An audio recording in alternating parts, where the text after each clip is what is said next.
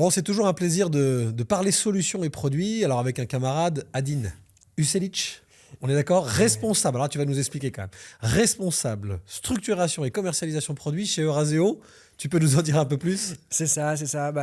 Ravi d'être avec toi aujourd'hui, d'être avec vous. Donc en effet, chez Euraseo, je fais partie de l'équipe Well Solution, dont le métier est de structurer et de commercialiser des solutions d'investissement à destination de clients non professionnels. En fait, chez Euraseo, on a la chance de gérer plus de 37 milliards d'euros. En non-coté? En non-coté, uniquement en non-coté, tu as raison, dont 10 milliards d'euros qui proviennent de nos fonds propres, qui proviennent du bilan d'Euraseo, donc qui nous permettent d'être premier investisseur dans les fonds qu'on lance, dans les sociétés qu'on soutient, qui nous permettent de mouiller le maillot.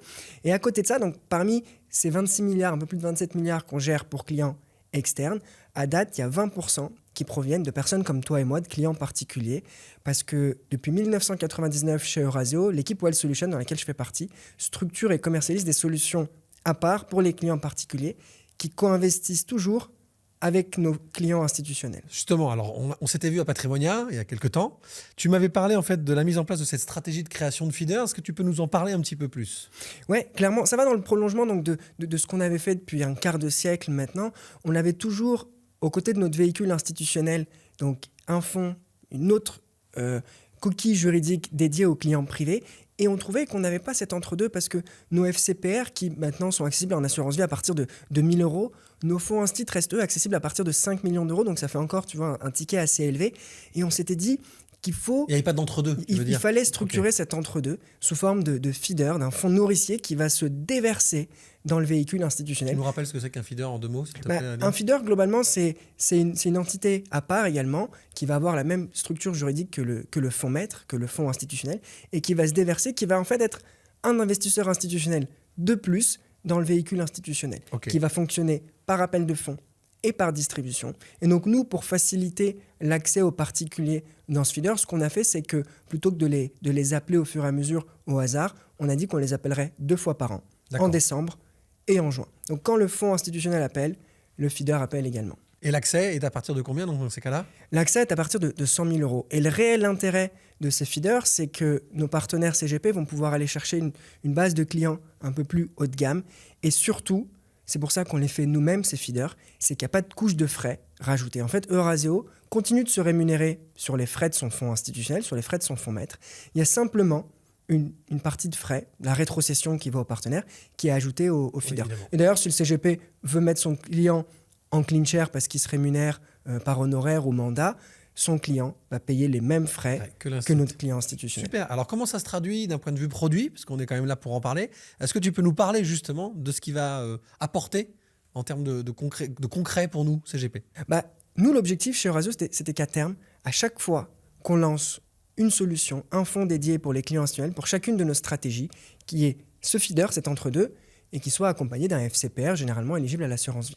Là, le premier qui est arrivé sur le marché sur cette année, c'est le feeder de notre fonds secondaire. Donc, on lance le 5e millésime de notre fonds Euraseo Secondary Fund 5. C'est un fonds donc, pour clients institutionnels, accessible à partir de 5 millions.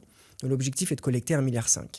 Nous, sur le feeder, on a pour objectif de collecter 50 millions d'euros, comme je le disais, qui vont se déverser. Et là, le fonds est déjà lancé. Il devait même clôturer à la fin de l'année 2025.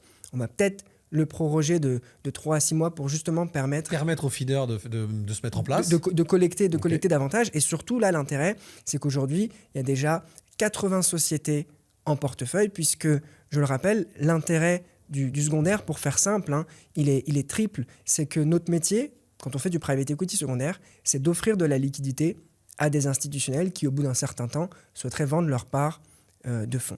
Donc, on est sur le marché occasion du private equity. Donc, l'avantage, il est triple. Le premier, c'est que tu sais ce que tu achètes, puisque quand tu rachètes les parts d'un fonds qui est déjà lancé depuis 4-5 ans, le portefeuille est constitué. Je sais ce que j'achète. Tu as un track record, quelque part. Ouais. Je mitige la courbe en J qui nous embête tous, qui embête surtout les clients parce qu'ils ne comprennent pas, ils pensent que la boîte est sous-performante. Non, quand on arrive au bout de la 4e année, on est déjà sorti de la courbe en J.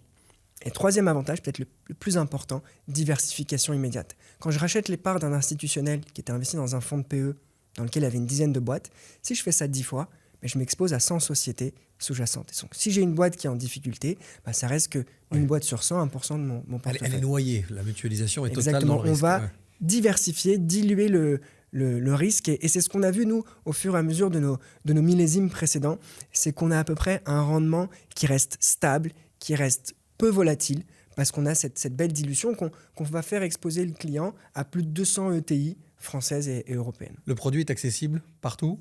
Le produit est accessible via notre plateforme, en nominatif C'est pur, important de le rappeler. à partir de 100 000 euros, avec, comme je le disais, deux parts. Une part clean share, qui permet à votre client d'avoir les mêmes frais que nos institutionnels, et une part rétro, parce que bien évidemment, il faut aussi rémunérer le travail des conseillers. Bon, limpide, clair, impeccable.